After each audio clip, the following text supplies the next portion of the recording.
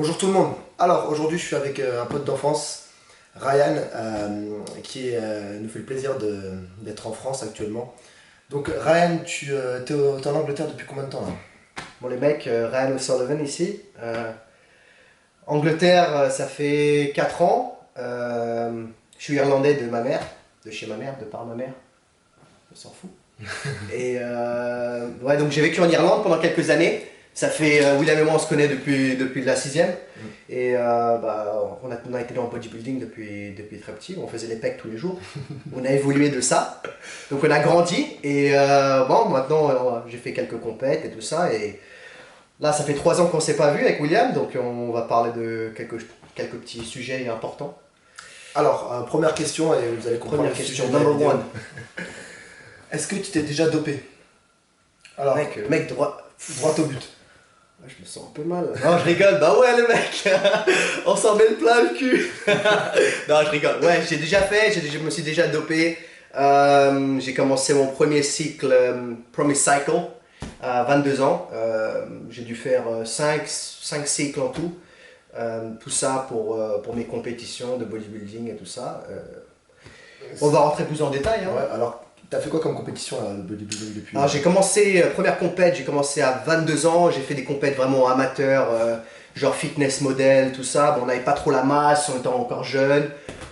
Donc ouais, première compétition, j'ai fait Pure Elite. Je pense qu'il y en a d'entre vous qui doivent connaître. Pure Elite, j'ai fait la première compétition, j'étais contre des mecs qui sont super connus maintenant, comme Tom Coleman, qui a 1 million d'Instagram followers. Un mec vraiment, vraiment connu. Bon, ouais, j'ai des photos, je suis à côté de lui et tout ça. On voit le mec était déjà bien avancé et tout ça. Mais je suis pas arrivé top 3, top 5, j'ai rien fait. Mais c'était une super expérience parce que ça m'a appris à faire une diète vraiment stricte pendant à peu près 8 semaines. Vraiment couper tout. C'était horrible quelque part, mais ça m'a appris beaucoup. Et à partir de là, bah, j'ai évolué. J'ai continué dans ce milieu. J'ai fait Miami Pro après, où je suis arrivé 3e et 2e. En junior, je suis arrivé, je crois, 3e et après 2e en fitness model en dessous de 75, un délire comme ça. C'était à longtemps, hein. Je devais avoir 22-23 ans et après ça, je suis parti dans le UKBFF, donc c'est la fédération internationale de bodybuilding, le IFBB ou tous les IFBB Pro, les mecs qu'on connaît tous, hein, Ronnie Coleman et tout ça. Donc ça, c'est la fédération en Angleterre, c'est le UKBFF. Et à partir de là, bah, j'ai fait le junior où je suis arrivé 2e. J'ai été qualifié pour le Amateur Olympia, donc c'est une des compétitions les plus prestigieuses au monde. C'est vraiment, tout le monde connaît le Olympia, le Olympia où Ronnie Coleman il a gagné 7 ou 8 fois, Jay Cutler, tout ça. Et ben ça c'est le Amateur Olympia, tout le monde est qualifié, tout le monde vient de... Donc c'est catégorie bodybuilding, t'étais plus en fitness, c'est ça? Ah, j'étais encore en fitness model là, encore fitness model, c'était une nouvelle catégorie qui est rentrée dans la FBB. Moi je suis rentré dans le fitness model parce que bon, pour être bodybuilder, il faut vraiment une masse monstrueuse et tout ça. Moi je l'ai pas, j'ai la génétique un peu taille, un peu sec et tout ça, mais donc moi je pensais que je faisais bien là-dedans, donc j'ai continué là-dedans. Donc t'es toujours en fitness là, c'est ça? Là je suis toujours en fitness model, Amateur Olympia, c'était en Liverpool, je suis arrivé 3e, donc ça c'était mon plus grand accomplishment jusqu'à maintenant. 3e, il y avait 12 ou 14 mecs, tous qualifiés. Donc le niveau, standard, il est haut. Hein. Le niveau, il est vraiment haut. Je suis arrivé 3e. Ça, c'est super bien passé. J'ai eu ma photo dans Flex Magazine. Donc ça, c'était vraiment, vraiment cool. Hein, parce que bon, c'est international, c'est un magazine que tout le monde a partout dans le monde. Et il y avait ma photo dedans. Et ouais, à partir de là, je suis rentré direct dans le bodybuilding. Il y a une nouvelle... à ce moment-là, il y avait une nouvelle catégorie qui a commencé, c'est le Classic Bodybuilding. C'est classique, c'est comme les anciens Frank Zane, les mecs comme ça. Okay. Quoi, c'est des physiques entre les mecs hyper bodybuildés et les fitness, c'est ça? Ouais. C'est des physiques plus, on va dire, harmonieux. Ouais, voilà, c'est ça. Moins dégueulasse, clairement, parce que les les bodybuilders, les poids lourds, si on peut dire ça comme ça, ils sont pas beaux. Non, c'est après, clair. c'est sûr que ça dépend des goûts, hein, bien sûr. Hein. Enfin, moi, je parle de mon avis, mais je trouve ça vraiment disharmonieux. Alors que les men's fitness, encore, il y a vraiment un équilibre, c'est vraiment joli à voir. Maintenant, tu t'en doutes, donc on va aller un petit peu dans le détail, parce que si je fais cette vidéo, c'est parce qu'en France, il y a beaucoup d'hypocrisie sur le dopage, sur le monde du bodybuilding. Tout le monde se dit naturel, alors que presque tout le monde est chargé. sur YouTube, dans les compétitions, on peut le dire, c'est quasiment, je sais pas, peut-être 1% des gars qui font les compétitions et qui arrivent naturels. Ouais, bah c'est dur à avaler pour certains, je pense.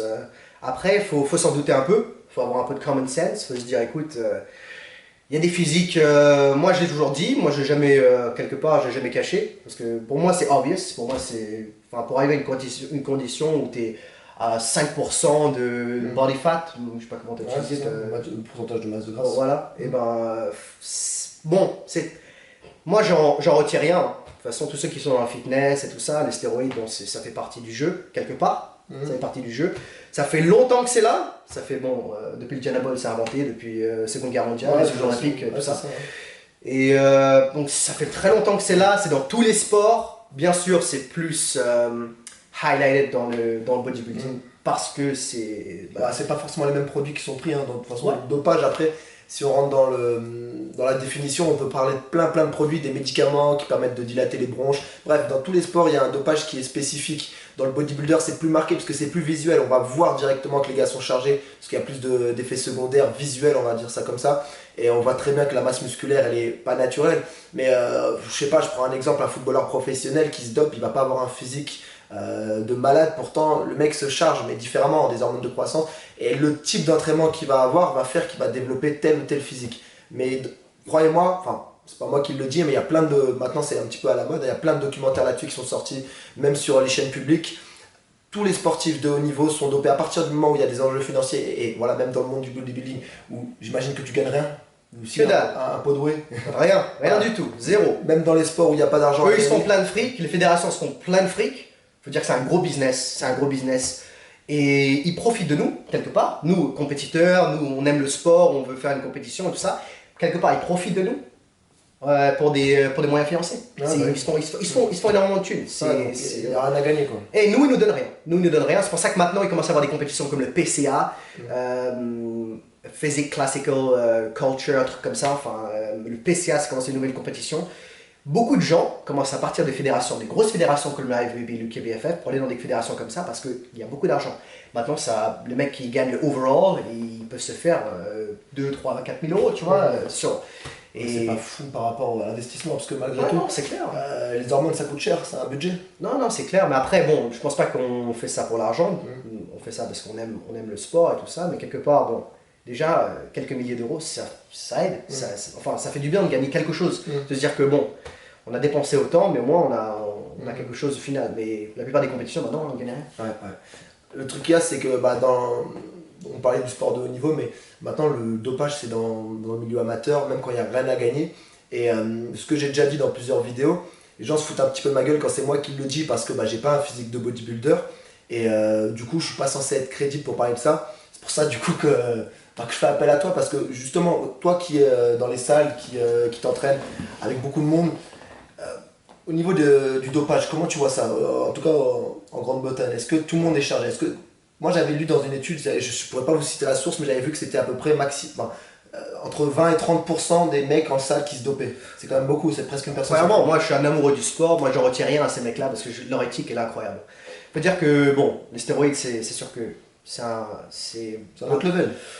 Voilà, il y a beaucoup de gens qui utilisent, on va rentrer ça en détail, mais bon, c'est des mecs avec qui je m'entraîne, c'est des mecs avec qui je parle, c'est des mecs qui dédient tout au sport. Hein. Ils se lèvent à une certaine heure pour manger, ils ratent pas de repas, tout est calculé, tu vois. Enfin, tout est vraiment fait en sorte pour maximiser les résultats. Ouais. Après, je suis complètement d'accord avec toi et moi qui suis naturel, je suis vraiment pas du tout dans la critique. Je pense que à partir du moment où on s'investit dans quelque chose, il peut y avoir des choses qui font qu'on passe, on va dire, la barrière et personne pourra, on va dire, les juger, ces gens-là. C'est pas mieux que quelqu'un qui va fumer, quelqu'un qui va boire, quelqu'un qui va manger mal.